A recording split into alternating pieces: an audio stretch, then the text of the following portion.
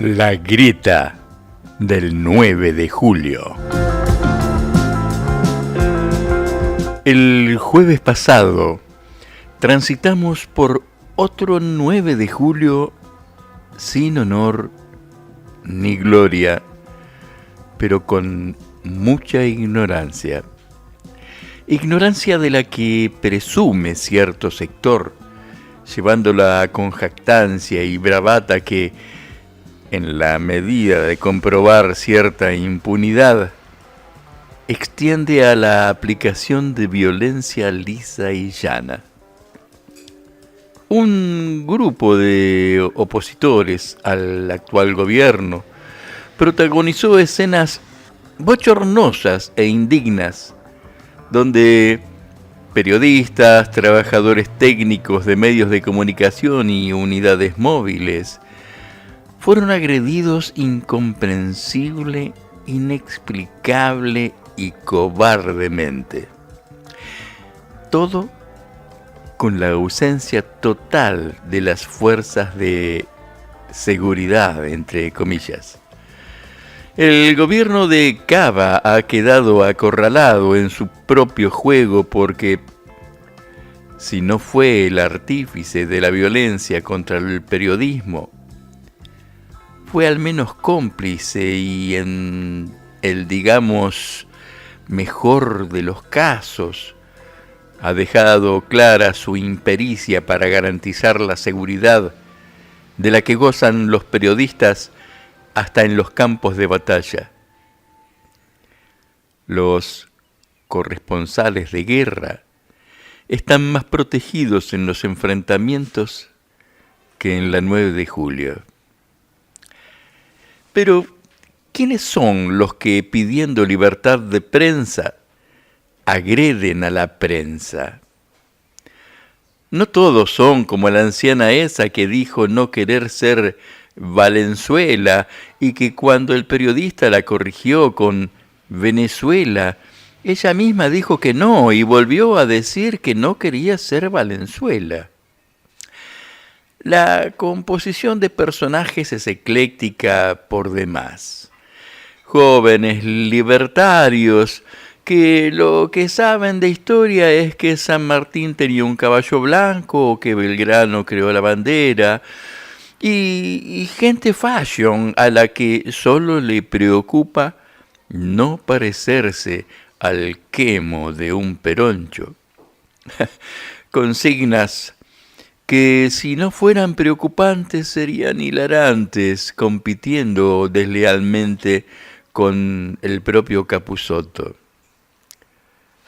El retorno del periodismo de guerra viene acompañado por la arenga militar que hacen los medios con las personas de escasísima formación cívica, social e histórica. Personas estafadas con la educación que recibieron desde niños, con una fábula inentendible a la que llamaron historia, como materia falsa, aburrida y tergiversada desde los hechos reales. Suelo decir que la historia es un vector que permite trazar la perspectiva natural de un pueblo. Ergo, si te cambian la historia, te cambian también esa perspectiva y el futuro se convierte en una confusión manipulable que los medios se encargan de trastocar a fuerza de machacar insistentemente sobre cerebros desprotegidos. Y es de esa forma que consiguen que las personas se odien sin sentido y defiendan intereses ajenos en contra de los mismos propios. Pero la revolución tecnológica acelera los tiempos y el conocimiento, poniendo en peligro los planes del poder financiero central que viene manejando el último siglo. Es en lugares insospechados donde el revisionismo histórico, está moviendo a las personas a dejar de aceptar mansamente disparates mayúsculos que antes pasaban desapercibidos por parecer naturales, lógicos o al menos aceptables, como por ejemplo el absurdamente llamado descubrimiento de América, cuando a todas luces este continente estaba habitado por civilizaciones maravillosas con conocimientos extraordinarios, muy pero muy lejos del salvajismo, que con la derrota a manos de los invasores y no descubridores pasaron a quedar escondidos o deformados. En Estados Unidos se han formado movimientos anticolonialistas que execran a Cristóbal Colón, y en Gran Bretaña a esclavistas que tenían monumentos que han sido derrumbados. Llega a resultar vergonzoso haber creído que las monarquías europeas eran el ejemplo de civilización, siendo que los reyes eran individuos despiadados y asesinos seriales, bordeando la locura y no pocos hasta sumergidos en ella. El 30 de junio, el periodista español Luis Gonzalo Segura escribió en RT, en Russian Today, cuando las luces comenzaban a iluminar el viejo continente en la primera mitad del siglo XVIII, Felipe V, el primer Borbón que reinó España, creía ser una rana. Intentaba montar los caballos de los tapices porque los consideraban reales. Recibía a diplomáticos completamente desnudos, salvo por una camisa. Huía del sol porque pensaba que lo atacaba. Tenía una vida sexual extravagante y no se cambiaba de ropa. Murió y vivió completamente loco, pero no en una institución mental, sino en el trono de España casi 50 años de reinado. Y es que a los españoles les va a la marcha, en todos los sentidos. No contentos con soportar semejante esperpento, decidieron adornar su vida y desvaríos, por lo que pasó a la historia como el animoso, y como el rey que reinó 2 veces, 2 por falta de una. 3 siglos después, ni los Borbones han dejado de ser escandalosos, ni España ha dejado de ser sadomasoquista, ni la historia que se escribe con ella ha dejado de ser indulgente. Y el 3 de julio, el mismo periodista escribió otra nota también en Russian Today titulada España, un país sin perdón por la conquista de América, entre comillas, donde deja expuesta la necedad española y que aún hoy, con total desparpajo, su mayor fiesta nacional es precisamente el Día de la Hispanidad, que festeja justamente el día que marca el comienzo de su mayor crimen, el 12 de octubre.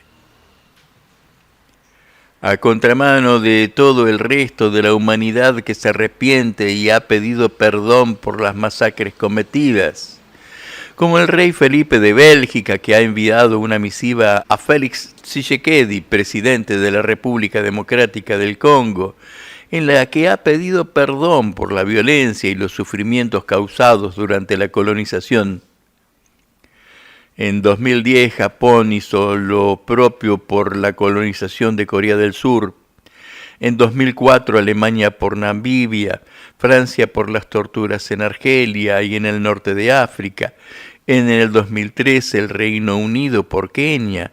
En el 2018 Canadá por el rechazo a los judíos en 1939. Incluso la Iglesia ha pedido perdón en numerosas ocasiones, incluidos las disculpas del Papa Francisco en el 2015 por la conquista de América. En nuestra página de Retrovisor en Facebook van a encontrar los enlaces que los llevarán a estas notas completas. Sin ir más lejos, y ya por estos lares, esta semana vivimos otro 9 de julio que, al margen de la violencia demencial, se festejó nuevamente como el Día de la Independencia de Argentina, cuando por aquella época Argentina no existía, y lo que sí se firmó fue la independencia de las Provincias Unidas en Sudamérica. Esto no significa que no debamos reivindicar esa fecha como nuestra, pero ciertamente en aquel momento no existíamos con ese nombre, cosa que la inmensa mayoría del pueblo ignora por completo, justamente por esas caprichosas simplificaciones, en algunos casos, y directamente mentiras en otros. No se sabe también que aquella independencia fue redactada en varios idiomas originarios, y no por generosidad, sino porque las naciones originarias habían aportado la sangre en las batallas por la independencia que los terratenientes habían negado, constituyéndose estos indios vagos, como les llaman, en auténticos artífices de nuestra independencia. No se sabe tampoco que en aquella firma se jugaban intereses contrapuestos y hasta apátridas, contenidos solo por el patriotismo de Belgrano, San Martín y Güemes, entre otros, porque los que no habían estado para defender la independencia estaban sí para defender sus intereses y privilegios mezquinos. Tampoco se sabe que la patria se perdió por la caída de Rosas, al que la historia prefirió tildarlo de tirano como si los unitarios hubieran sido carmelitas descalzas. Que a Rosas y a la patria la traiciona Urquiza con un ejército mercenario extranjero, realista y financiado por Inglaterra.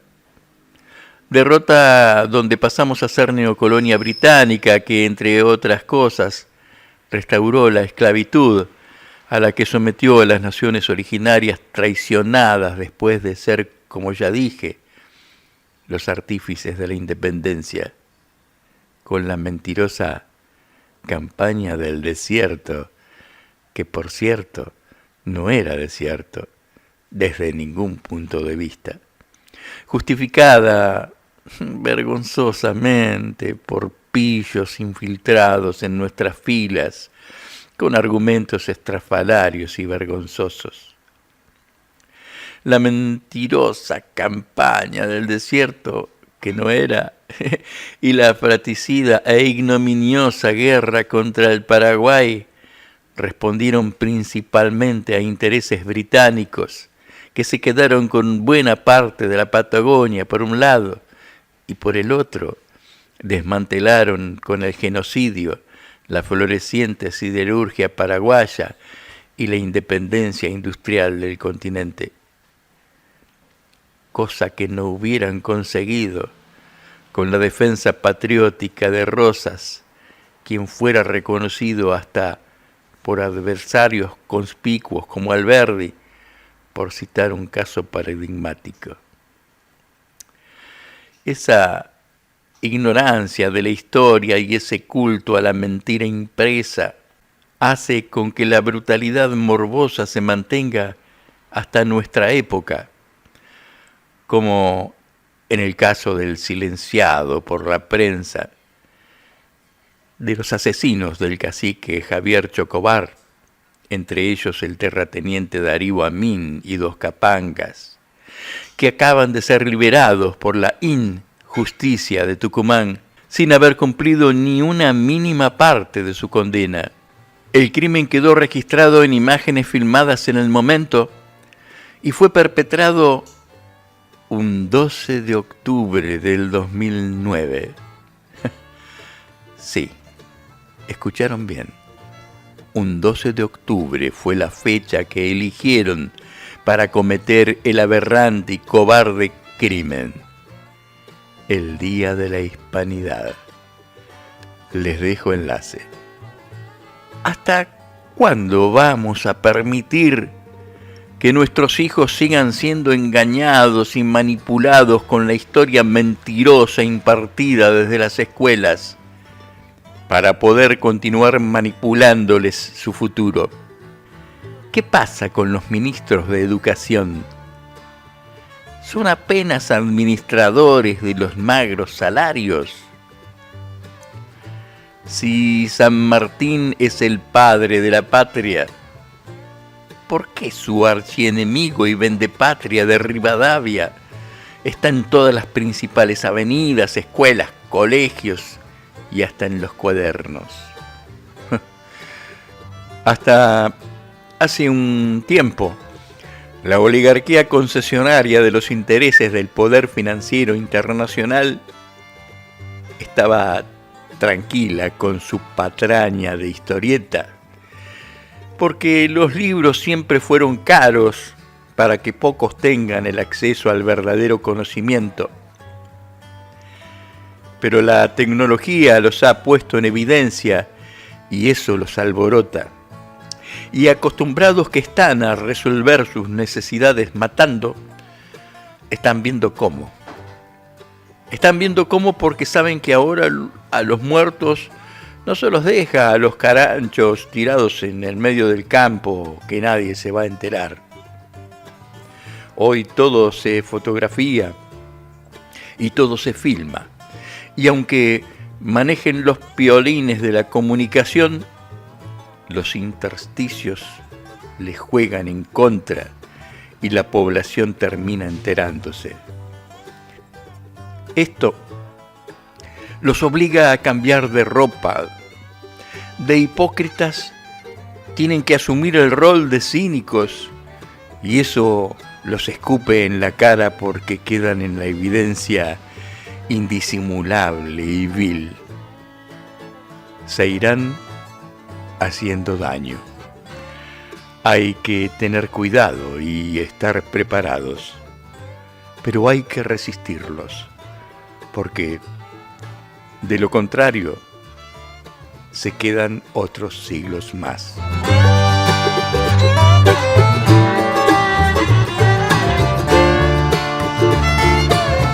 Soy Enrique Vox y esto es Retrovisor.